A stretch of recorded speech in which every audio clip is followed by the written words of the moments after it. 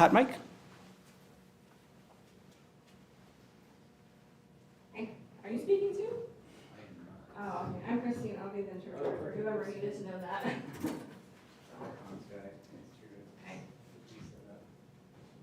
That's how I like you. Because you can probably make sure that happens, right? This is Dr. Page. She'll be the only one speaking today. Hi. I'm Christine. I'll be interpreting. Oh, hi, Christine. Nice to meet you. I'm gonna just take this. Kelsey's in lobby. The mic's on. Look like, right? Don't forget to use your glasses. Oh.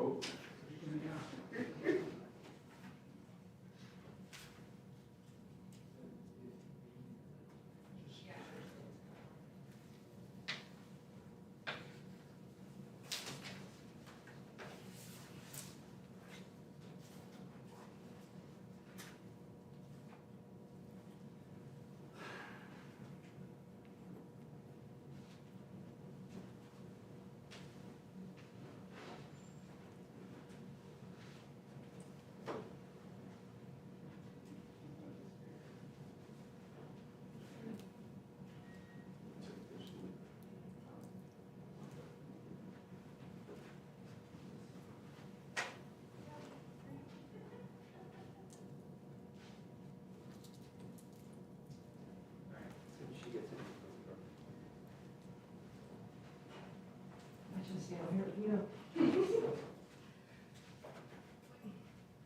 know what you're doing better. This is not purpose. We should shop. Can you see me? Yeah, see, that's the wall. I can't see close. I see, so you had the tussles with you. So now I forgot my glasses. We're in trouble.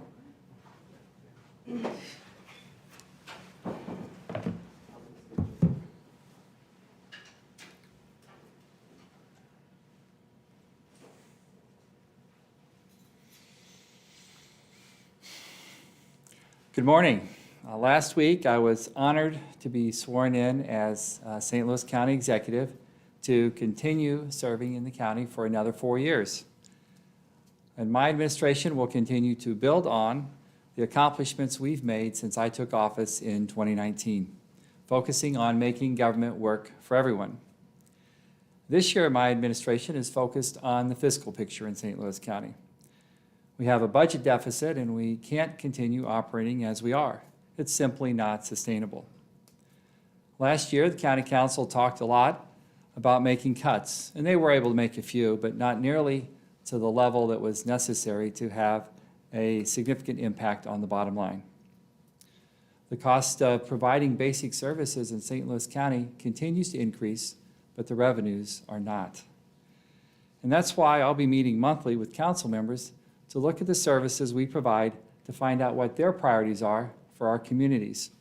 And last week, I sent a letter to Councilwoman Shalonda Webb and scheduled the first budget meeting on Tuesday, January 24th. The first meeting will be facilitated by our budget director, Paul Kreidler, and he'll help make sure that we're fostering meaningful conversations about our priorities and our goals. And my priorities are public safety, public health, and ensuring that St. Louis County is a place that's welcoming for everyone. All decisions we make must be made in an equitable way. That is, making sure those who need services are receiving them. By holding monthly meetings, we can keep closer watch on the budget forecast and also watch projected revenues and expenses and make sure they're on track. Traditionally, budget hearings are just held at the end of the year, and then the budget is approved by the council, and there isn't any other substantial discussion until the next year.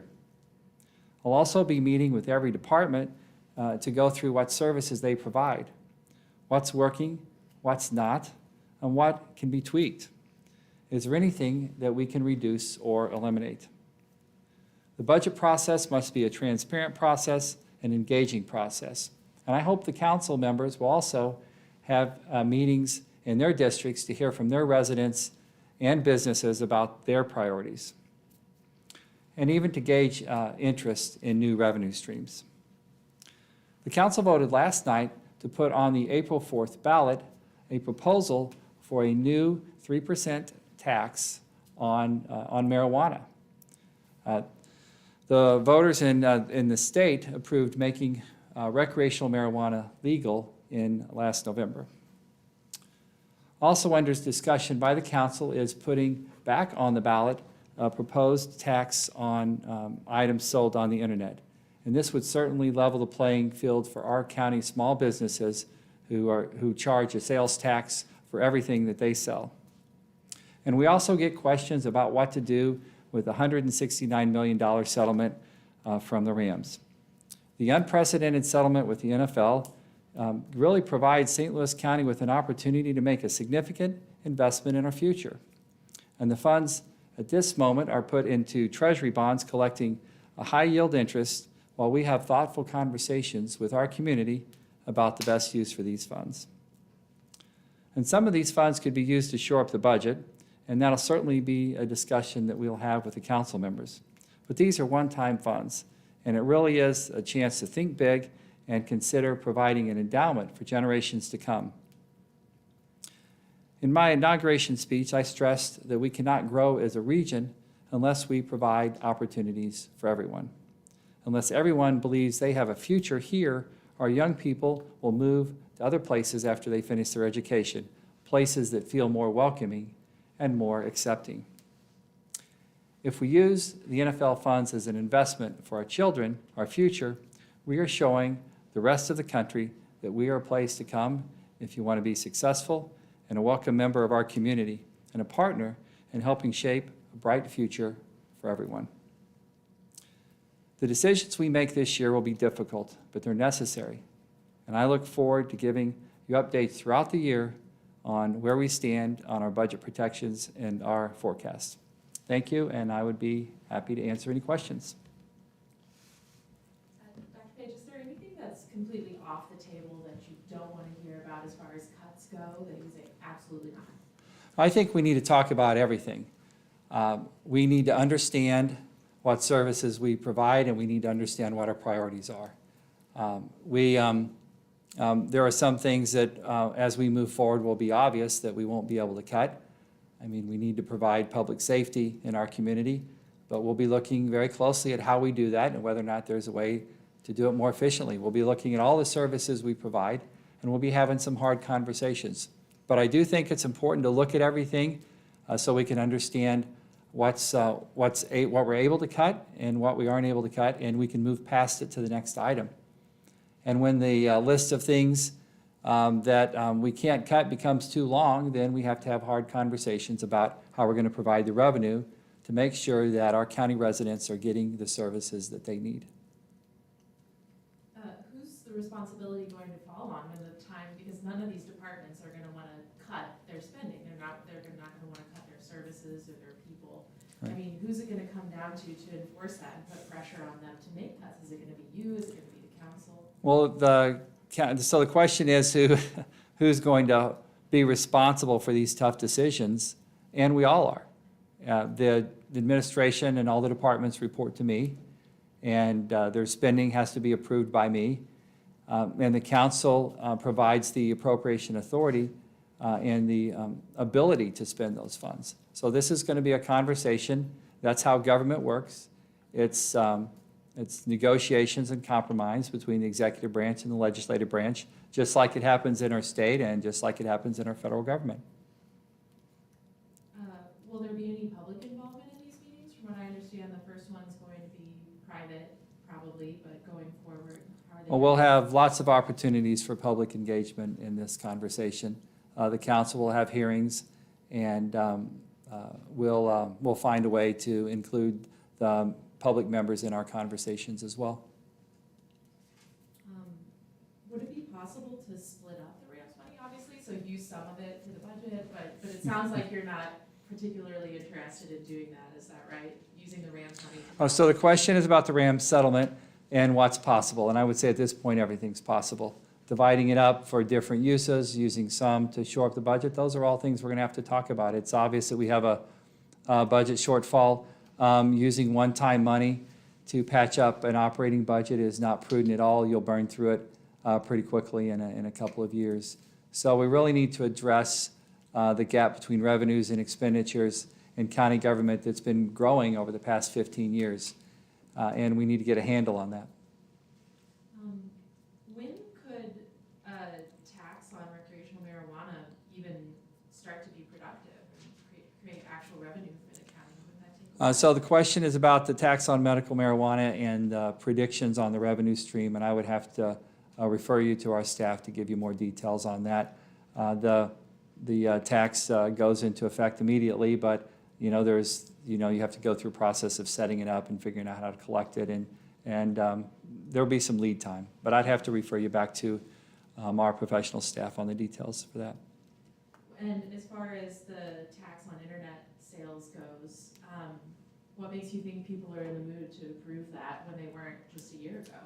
Well, so the question is tax on internet sales, and we'll continue to have that conversation. That's not on the ballot in April, and it's not been given a date, but it's something we will continue to talk about because it's not fair to our small businesses in St. Louis County for them to have to compete with retailers online who don't charge sales tax to people who live in St. Louis County. And we need, 70% of the jobs in St. Louis County are in our small businesses, and we need to be fair to them. And it's also it's also very difficult for our local governments to continue to provide services when one of their main sources of revenue to provide those important services are through a sales tax, is a sales tax. And that continues to be, those purchases to continue to be diverted online more every year. And so that's a continual predicted loss in revenue if we don't do something about it. So you and the council kind of had your first real kind of conflict or controversy is what I would call it of the year last night. And obviously you have a big job going forward, and that was kind of the first blip in the relationship that everyone was talking about being super amicable and working well. I mean, based on that, how are things going so far? Are you feeling optimistic going into these budget talks? Well, With especially?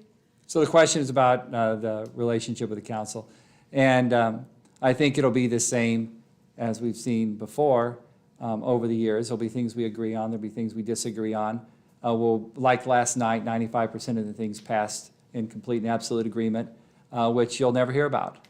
The 5% that we disagree, because of the way our society is driven, disagreement is amplified and disagreement is broadcast. And we'll talk about that, we'll work through it, but if everyone agreed on everything, then we wouldn't need a whole lot of elected officials, we just need one. But we have a lot of different people who are elected to represent different constituencies, they have different opinions, and we have to work through those, and we will occasionally disagree. Paige, how much do you anticipate, you mentioned these monthly meetings, really closely looking at the budget. Do you anticipate moving the budget around based on the forecast and what other council members are saying? Well, I think moving forward, our approach to controlling the budget really is just going to be to try and be thoughtful about our spending, be cautious about our spending, and look moving forward, going into the next budget cycle, where are there opportunities to make cuts? And if there aren't opportunities to make enough cuts to balance the budget, then we have to articulate that to people in our community to make sure they understand our reasoning for needing new revenue, whether it's marijuana tax or an internet sales tax or something else. How much do you anticipate, I mean, I know you hit on it a little bit already, but is the marijuana tax going to help significantly in your opinion? Obviously, it's kind of an unknown, but are you kind of banking on that being some boost for you guys at some point?